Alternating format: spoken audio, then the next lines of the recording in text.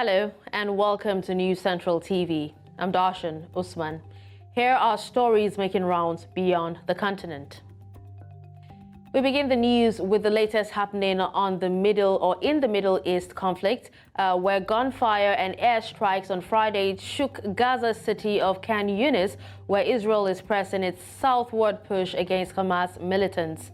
The Palestinian Red Crescent, reported intense artillery fire near the city's Al-Amal hospital, while the health ministry in Hamas-run Gaza said 77 people were killed and dozens wounded overnight. Ambulances continue to arrive with the injured and the dead, while in the darkened city beyond automatic weapons fire sounded. Israel says it still expects the war to continue for months. The United Nations says the war, which began with unprecedented Hamas attacks against Israel on October 7, has displaced roughly 85% of Gaza's people. The Israeli army says troops killed at least 8 terrorists during raids in the West Bank city of Tulkarem and returned fire while working to uncover roads where explosive devices were planted. Palestinians in Tulkarem, while reacting to the overnight raids, said they had never experienced anything like it before. Following the October 7 attacks of Hamas on Israel, which resulted in the deaths of about 1,140 people, Israel has vowed to destroy Hamas in response. According to Gaza's health ministry, Israel's relentless air and ground offensive has killed at least 24,620 Palestinians, mostly women and children.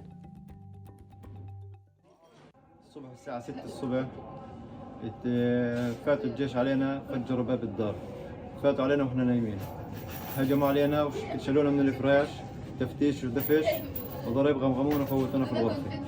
قعدوا تقريبا للساعة 8-10 ويفوتوا كتيبة يعني الفرق ويجوا يقعدوا في الصالون وأكل وضحك ومسخرة وسب وغلط، حكي وسخ علينا وعلى العرب وعلى الغزة وشغلات زي هيك. أول مرة في حياتي بشوف هذا الحكي من ال67 لحد الآن، أول مرة في حياتي بشوف الاحتلال بيعمل هذا الإشي.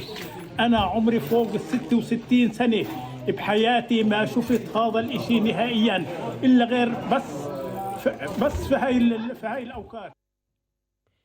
Israel Prime Minister Benjamin Netanyahu says his country's victory in the war with Hamas will take many more months. Netanyahu, during a press conference in Tel Aviv on the situation of the war, said Israel is determined to achieve victory. The Israeli army says troops have reached the southernmost point of their ground invasion of Gaza so far, as they intensified operations across the south of the Palestinian territory. לכן לא נתפשר על פחות מניצחון מוחלט. ניצחון מוחלט מחייב את חיסול ראשי הטרור והשמדת היכולות הצבאיות והשלטוניות של החמאס. ניצחון מוחלט מחייב את השבת חטופינו הביתה. ניצחון מוחלט מחייב שעזה תהיה מפורזת בשליטה ביטחונית מלאה של ישראל ושליטה ישראלית על כל מה שנכנס לעזה. אלה הם גם תנאי יסוד ליום שאחרי. עכשיו אני אומר בפשטות, ביושר, הניצחון ייקח עוד חודשים ארוכים, אבל אנחנו נחושים להשיגו. Meanwhile, Yemeni Houthi rebels claim they carried out a missile strike on a U.S. ship in the Gulf of Aden. Houthi military spokesman Yahya Sari, in a statement, said their forces had attacked the Chem Ranger ship with several appropriate naval missiles, resulting in direct hits. Houthi aggression against vessels in the Red Sea had led to strikes in Yemen by U.S. and British forces, with the United States reporting its latest attack on Houthi targets on Thursday. اعتداء جديد نفذت القوات البحرية في القوات المسلحة اليمنية عملية استهداف لسفينة كيم رينجر الأمريكية في خليج عدن، وذلك بصواريخ بحرية مناسبة، وكانت الإصابة مباشرة بفضل الله. إن القوات المسلحة اليمنية تؤكد أن الرد على الاعتداءات الأمريكية والبريطانية قادم لا محالة، وأن أي اعتداء جديد لن يبقى دون I am now being joined on the news by Bolu Michael B., a foreign policy analyst, to further unpack the latest developments. Hello, Bolu. Thank you so much for joining me at this time. Hi, good day. Thank you for having me. All right, so taking a look at the Israeli, Hamas conflict. Now, the Israeli Prime Minister Benjamin Netanyahu has actually said that his country's victory in the war with Hamas will take many more months to achieve. And his tone is definitely not looking like someone who is ready to back down. What is your take on this? It's quite unfortunate that these are the rhetorics that we're getting after months of advocacy and persuasion to at least provide the people of Palestine some respite. And it sounds like a setback, and that we're just advocating and talking to ourselves basically, and actually taking one step forward and 10 steps backward, of just being on a treadmill, jogging, but not actually going in any direction. It sounds like Israel is not backing down in any way or open to any form of negotiation. And the fact that the war is being approached with a mentality of there must be a winner and there must be a loser sends a strong message that Israel is not that open to having a truce, whereby there's no victor nor vanquished, but having a solution that is, acceptable to both parties. Quite unfortunate. Quite unfortunate indeed. Now, while the Israel doesn't seem like it's ready to back down, Netanyahu's recent description of Iran as the head of the octopus and the orchestrator of the conflict, and the likes of the Houthis, Hezbollah, and Hamas as just mere arms. With all of that, should we anticipate an escalation of the war across the whole Middle East region at this point? Maybe not at this point, but it's very important that the United States, kind of tone down the rhetorics, or maybe all parties involved try to, tone down the rhetorics that can incite the other parties to, to another level of the conflict. Describing Iran could be provocative to them, and one man freedom fighter is another man's terrorist. To some people or to some nations, Iran and all these groups fighting under their umbrella, according to the U.S., are actually running a just cause. But to the United States and other Western powers, they may not seem that way. So, the U.S., I believe they have their facts or basis to label Iran as the head of the octopus, and the in quote terrorist groups as the friends. I believe they have their facts, and it's important for them to always come clean at any point in time when they are holding a position. All right, now, Bolu, there have been series of attacks on ships in the Red Sea, and this is actually one of the world's most important routes, especially for oil and consumer goods. Now, with security situation there deteriorating, which will seriously affect international trade, if I must say, do you think that this will bring about negotiations from world powers and also, hopefully, an end to the war?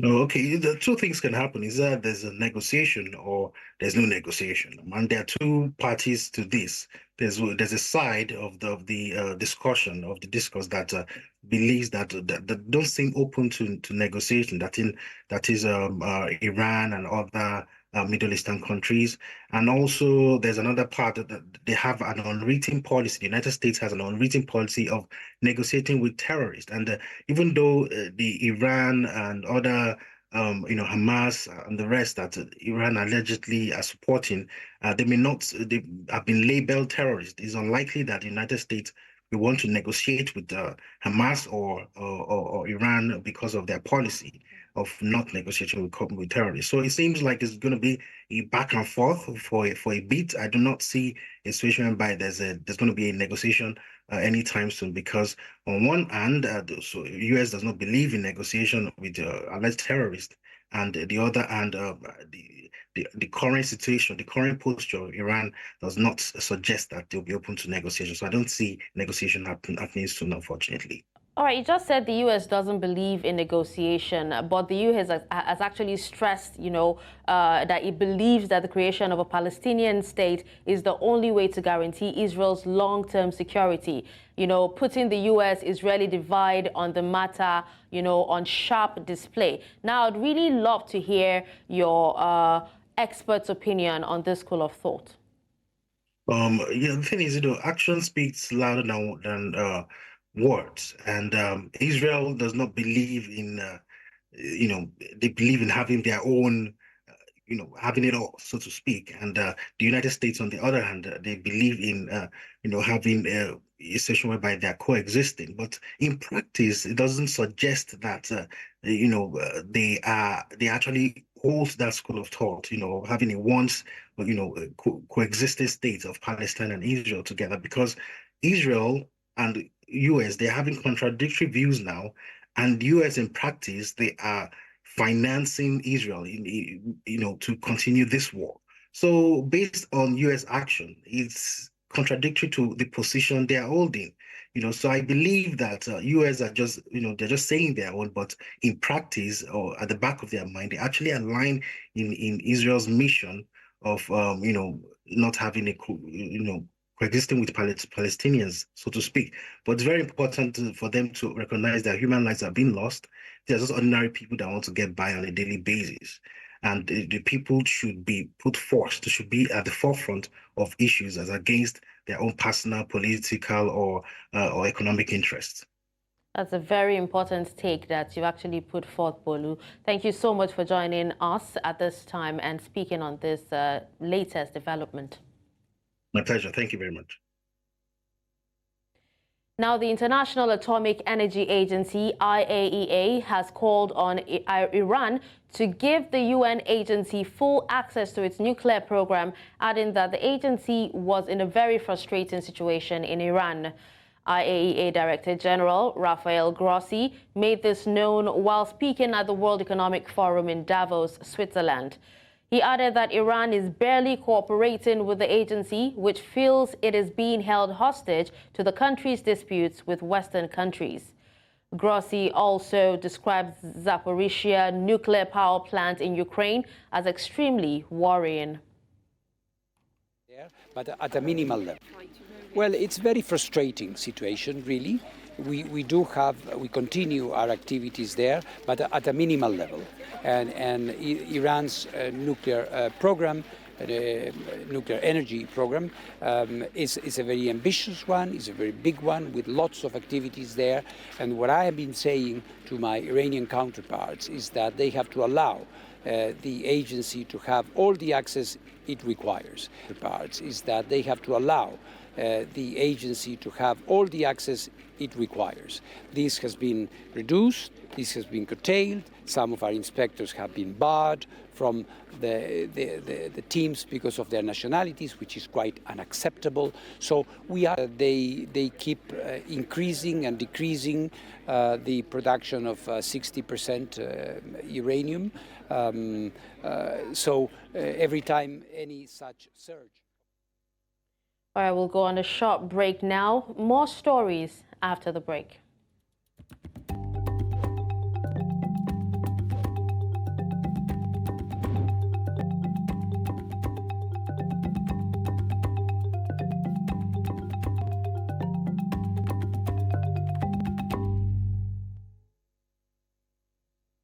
Thank you for staying with us. Now, the news continues in Europe, where Ukraine said it was behind a drone strike that sparked a huge inferno at an oil depot in western Russia, the latest in a series of escalating cross-border attacks. A Ukrainian security source confirmed it was carried out by the main intelligence directorate of the Ukrainian Ministry of Defense. The strike is the second on a Russian oil depot in as many days, part of what Kyiv has called fair retaliation for Moscow's strikes on Ukrainian energy infrastructure. Now, Friday's strike targeted a Rosneft oil storage facility about 30 miles from the Ukrainian border in the Russian town of Klintsy. Kyiv has targeted Russian territory, including its oil and gas infrastructure, throughout the almost two-year war, but these strikes have intensified in the past 2 months. Still on the Russia-Ukraine war, Ukrainian President Volodymyr Zelensky has called for some of Russia's billions seized by world banks to be sent to rebuild Ukraine. The G7 group is considering taking only the rise in value and interest due since the assets were frozen in 2020, but the Ukrainian president wants all of the money to be used. Zelensky, during the margins of the World Economic Forum in Davos, Switzerland, said Western taxpayers should not foot the bill for the war in Ukraine. Despite enthusiasm from the US and UK governments, Europe's central bankers have been far more skeptical about setting a difficult legal precedent that could undermine global financial stability by undermining banks' safe haven status in the West. Now, to further discuss this, News Central international correspondent and analyst Afua Hagen joins me on the news. Hello, Afua. Thank you so much for joining me at this time. Good evening. Good evening. All right, Afua, can you tell us what this Ukraine drone attack means at this stage of the war? Well, at this point, we are looking at the Ukraine being at a new phase of the war. Now, before they were looking at hand-to-hand combat, it was more about tanks moving in, and this was Russian tanks, of course, moving in to different parts of Ukrainian cities and taking over that way. Now it's all about using drones, which means that Ukraine can go much further afield than they were able to before. And by using these drones, they act as air incursions into Russian airspace. Now, this particular drone that caused the attack on that energy plant traveled about 770 miles from its origin. And that is pretty incredible by Ukrainian standards. We know that the might of the Russian army has been huge. Ukrainians have complained about the tanks that they have, that the weapons that they have, that the munitions that they have are not good enough. But now that they are going with drones, now that they are using this form, it means that they can get further into Russia. And it's a way of them causing incursions in this war. This absolutely is a new phase. Okay, now, Afua, you did say that Ukraine has actually complained bitterly about ammunition shortages. How would you say this will affect their efforts in the war? Having ammunition shortages obviously is a huge blow. You've got a blow with personnel being lost. They've appealed for tanks and weapons from countries around the world. You have the UK and the US pumping millions and millions of pounds into weaponry for Ukraine. But now that they have discovered that drones can work just as well, they will turn to using these. And these drones cost about $350, which is really, really cheap if you look at the price of tanks, guns, weaponry, even personnel. Now, by moving to this phase, by moving to this kind of hands-off approach, as it were, flying drones that cost $350, hundreds and hundreds of miles, they can get to better targets. The Ukraine, of course, will still be asking for aid, especially from their neighbors and their partners in Europe and in the United States. And that will be to the tune of millions and millions of dollars. But by using drones that cost only $350 that go a long range, it means that they can do more in their war effort. All right, Afua, while we're still talking about Ukraine's war efforts, how would you say countries around Europe are responding to the phase or this phase of the Russian-Ukraine conflict? And remember, this is a conflict that has been going for years now. I mean, and since its inception, since the annexation of Crimea in 2014, and then the resurgence of this conflict also, we are looking at actually a period of 10 years. This isn't something that's just recent. So you have countries like Germany, warning that Russia could go for incursions in their Baltic neighbors. We're talking Estonia, we're talking Latvia, that perhaps that Russia could try and annex some of those countries as well, not just Ukraine. And some of those Baltic neighbors have expressed the concerns to Germany and to Sweden, and that means that they are on a war footing. Germany says that it's preparing its citizens that Russia perhaps could invade its neighbors, and that gets closer to Germany. The Swedish minister has said the same thing, that it's preparing its citizens not necessarily for World War III, and I don't like to use those words, but to be on a war footing. And they're saying that this is not to scare people, but they want their citizens to be prepared. But also in voicing their concerns, also tells you where the government are putting their money, that they will be funneling sections of money and sections of cash into bolstering their defense, into bolstering their army, and into investing in new technology should they get to a point where they need to be on a hot war footing. All right, well, sadly, we would actually have to wrap up here, Afua Hagen, but thank you so much for joining me and discussing about this issue. Really appreciate you for your time. Thank you. All right, now we move to South America, where the wife and children of Ecuadorian drug boss Adolfo Macias, alias Fito, who recently escaped from a prison in Guayaquil, were detained in Argentina and later expelled from the country. Argentina's Security Minister, Patricia Bullrich, said Argentina is a hostile territory for a drug trafficking gang to come and settle. Other members of the clan of the Los Chaneros gang, led by Macias, were also expelled to Ecuador. Como nación y Córdoba como provincia logramos y estamos realmente orgullosos que la Argentina sea un territorio hostil para una banda de narcotraficantes que podían venir a instalar. And that's all at this time. Send your eyewitness report to the WhatsApp number on the screen. Do follow us on social media. We are at News Central TV.